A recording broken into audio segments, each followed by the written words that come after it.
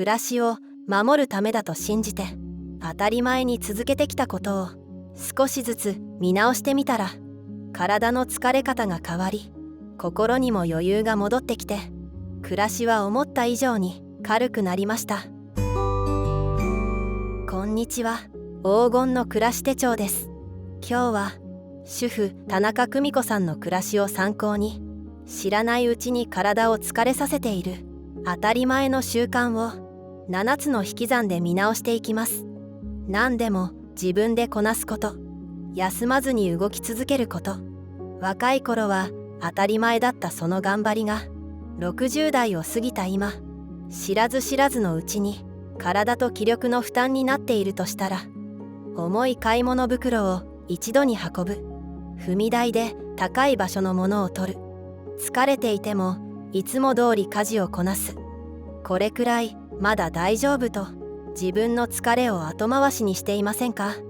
でも無理を続けなくてもいいんです。やり方を少し変えることは手抜きでも甘えでもありません。大切なのはもっと頑張ることではなく、もうやらなくていいことを引き算して今の体と暮らしに合う形へ整え直していくこと。頑張り続ける毎日から健やかに続けられる毎日へ。それは5年後10年後の自分を守るための先回りの備えです。やめてみたら案外大丈夫だった、そんな軽やかな気づきを一緒に見つけていきましょう。一つ目は重いものを一度に運ぶのをやめることです。買い物は一度で済ませたい、そう思っていませんか？牛乳、野菜、洗剤、お米にお水まで、まとめ買いは節約にもなり、何度も出かけずに済む効率的な方法です。久美子さんもかつては自転車のカゴをいっぱいにして一人でテキパキこなすことが家族を守るための愛情でもありました。けれど今は頑張り方を少し変えていいんです。家に帰った頃にはぐったりして夕飯の支度さえ億劫になる、そんな日が増えてきたなら、体が無理をしていますよと教えてくれている合図です。買い物のやり方を見直すタイミングです。もしかするとあなたもバッグをかける肩や買い物袋を持つ手がいつも同じになっていませんか？ある日、久美子さんは玄関で荷物を下ろした瞬間、右肩だけがずっしり重く感じました。疲れの原因は荷物の量だけではなく、いつも同じ側に負担をかけ続けていたんです。そこで久美子さんは一度でたくさん運ぶことを少しずつ手放していきました。持ち帰る量は片手でも無理なく持てる分だけ、重い時は袋を左右に分ける、5キロを超える重さは無理に一人で運ばない目安にする、お米やお水は宅配や家族に最初から頼る、買い物はレジで終わりではありません。家まで運び、台所にしまい終えるところまでが1回の買い物です。そうして全部自分でやらなきゃという思い込みを少しずつ手放していきました。買い物の重さと量を見直すと、帰宅後の疲れ方にも変化が出てきます。配送料は贅沢ではなく、肩や腰を守り、明日への余力を残すための備えでもあります。持てる量ではなく、安全に持ち帰れる量、たくさん買うことより帰ってから無理なくしまえる量、今の体に合わせて重いものを持たなくても回る仕組みを整えておくこと。それが5年後10年後の自分を支える力になっていくんです。重いものを持つ負担を見直したら、次はつい頑張ってしまう高い場所の収納です。ここにも思わずヒヤリとする場面が隠れていることがあります。2つ目は、収納は上まで使い切るものという思い込みを手放すことです。洗面所の釣り戸棚、食器棚の高いところ、押し入れの天袋、あなたの家にも踏み台がないと取れない場所はありませんか？久美子さんも物を出しっぱなしにしないために高い場所まで使うことが片付け上手だと思っていました。でも年に数回しか使わないものほどいざという時に取り出しにくいものです。踏み台を出す、腕を伸ばす、バランスをとる、その一瞬が体に負担をかけることもあります。しまえてはいるけれど取り出す時にちょっと怖い、そう感じるなら収納場所を見直す合図かもしれません。ある日、久美子さんが一人で食器棚の上の段から器を取ろうとした時のことです。踏み台の上で手が滑り、ふっと体がぐらつきました。ほんの一瞬でしたが、もし転んでいたらと思わずその場にしゃがみ込んでしまったんです。その日をきっかけに久美子さんは収納の基準を変えました。入るからしまうのではなく、安全に取れる場所に置く。よく使うものは腰から目線の高さへ、重いものや割れ物は踏み台なしで届く場所へ。長く使っていない食器や季節家電も本当に必要かを見直していきました。いきなり全部を下ろさなくても大丈夫です。一番重いものを一つだけ見直してみませんか。暮らしの中からヒヤリとする場面を一つでも減らしておくこと。たくさんしまうことより無理なく取り出せる方がこれからはずっと大切です。高い場所の負担を軽くしておくことがこれからの安心をそっと支えてくれるんです。次に見直したいのは、つい頑張りすぎてしまう掃除の習慣です。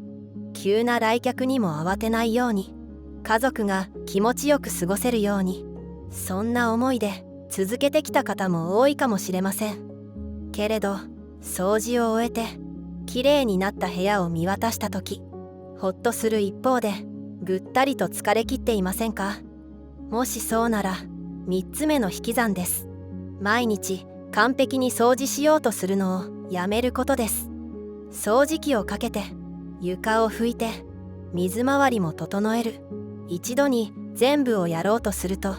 かえって掃除を遠ざけてしまうことがあります。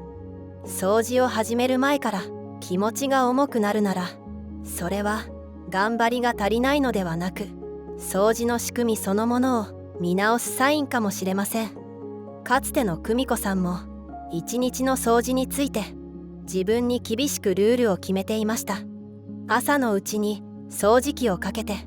水回りもピカピカにする。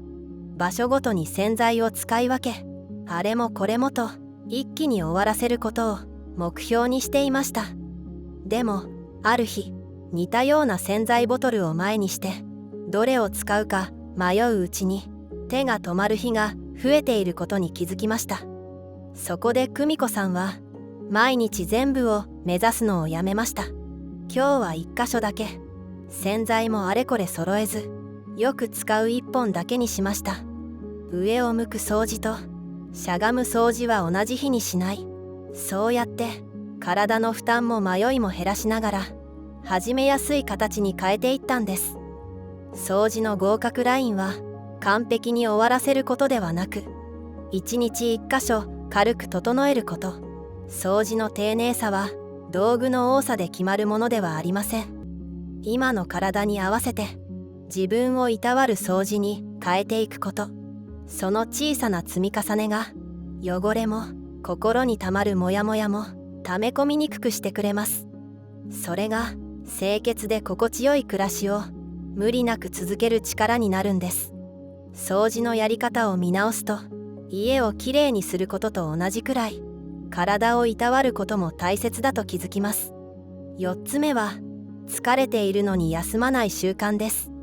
家事をためると後で大変になる。私がやらないと家族が困る。そう思って体調が悪い日でも動き続けていませんか。長い間家のことを支えてきた方ほど少し休むことに申し訳なさを感じてしまうかもしれません。でもこれまでできていたことを今の基準にする必要はありません。昨日できたことが今日は重く感じる。夕方になると急に疲れが出る。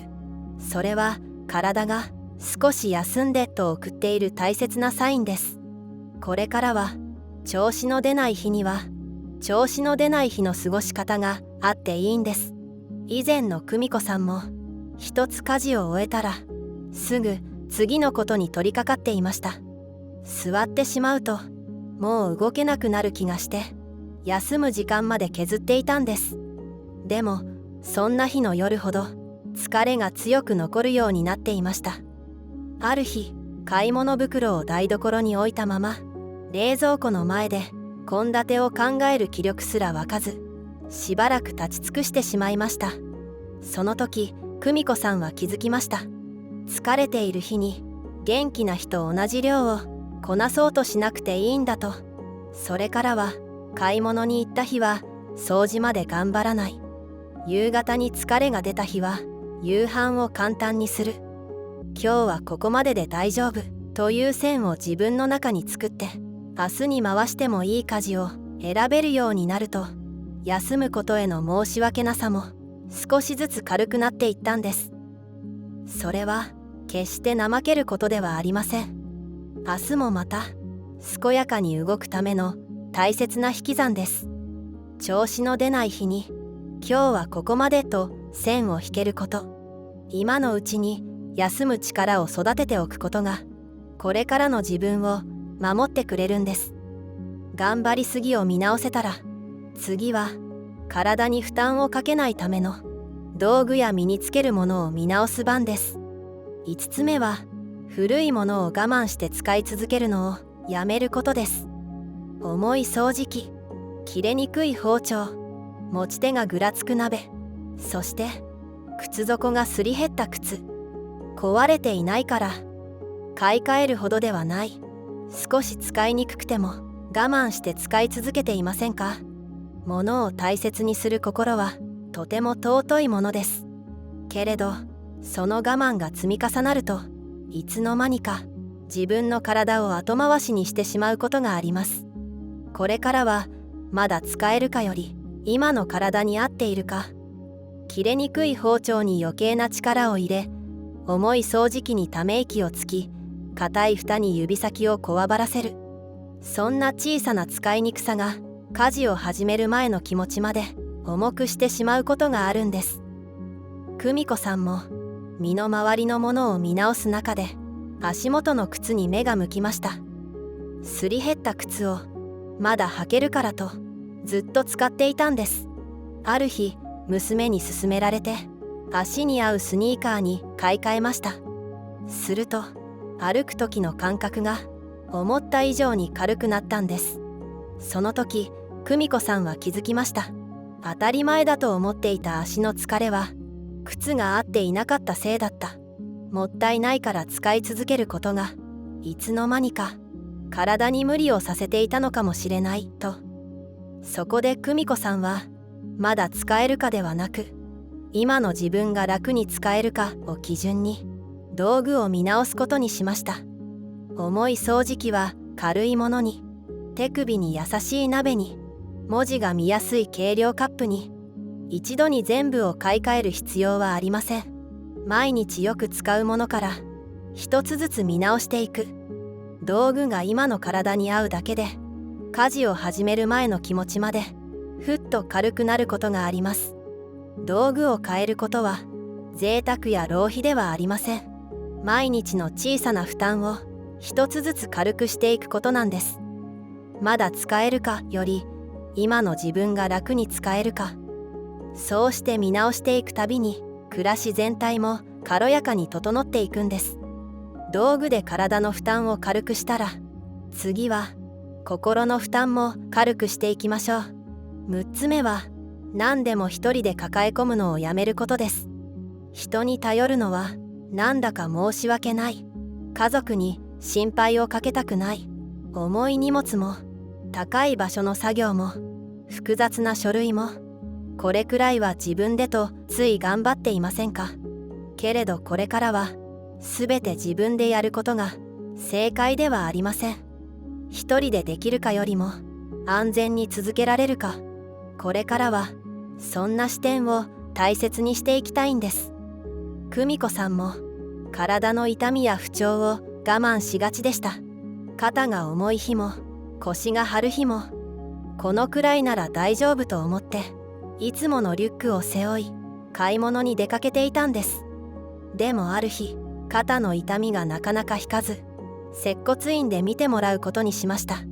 すると荷物の持ち方や普段の姿勢が思った以上に肩や腰の負担になっていたことに気づきました。久美子さんは重いリュックをやめて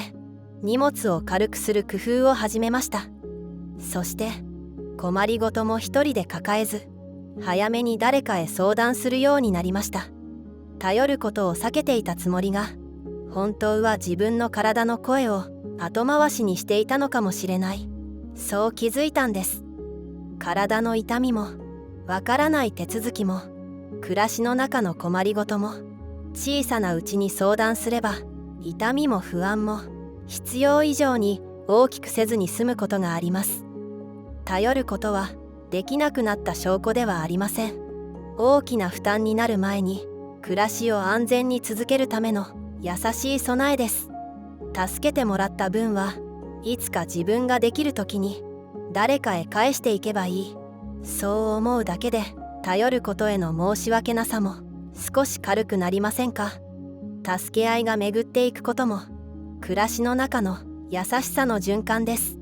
今のうちから少しずつ頼り上手になる練習をしておくこと、それがこれからの自分を守る力になるんです。体にも心にも無理をせず安全に暮らしていくために、最後に見直したいのが、いつかやろうと先延ばしにする習慣です。書類を整理しよう、会いたい人に連絡しよう、行きたい場所へ出かけよう、体の気になることを相談しよう。気づけばいつか、また今度、もう少し落ち着いたら、そんな言葉が口癖になって、私たちはついいろんなことを未来の自分に預けてしまいがちです。けれど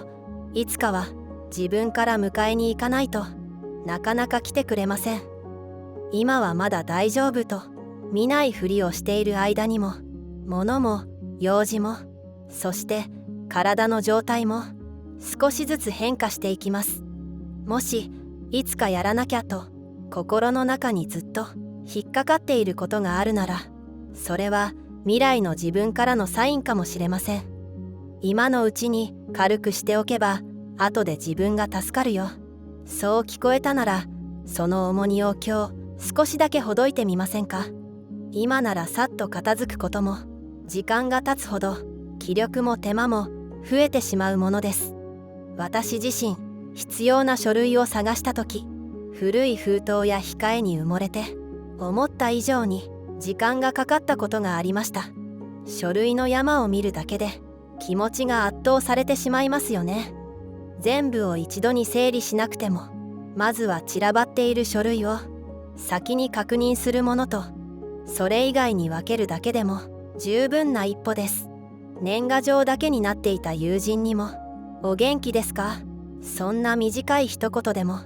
心の引っかかりはふっと軽くなります。書類整理も、人への連絡も、行きたい場所へ出かけることも、いつかまとめてではなく、今の自分にできる形で今日一つだけ始めてみる。完璧を目指さず、一歩動くたびに安心を少しずつ増やしていけばいいんです。これからの暮らしで大切なのは、もっと頑張ることではありません。もうやらなくていいことを手放し、これからの自分が無理なく動ける余白を作ることです。重いものを一度に運ばないこと、高い場所に物を詰め込まないこと、毎日完璧に掃除しようとしないこと、疲れているのに休まないこと、古い道具を我慢して使い続けないこと、一人で抱え込まないこと、そしていつかやろうと先延ばしにしないこと、どれも自分を追い込んだり責めるためではなく、自分に合う形へ暮らしを整える優しい引き算です。やめてみたら案外大丈夫だった、そんな気づきが増えるほど暮らしは軽くなっていきます。あなたの中でやめてみてよかったことはありますか？ぜひコメントで教えてくださいね。今日も最後までご一緒くださりありがとうございました。あなたのこれからの暮らしが穏やかで心地よく続いていきますように。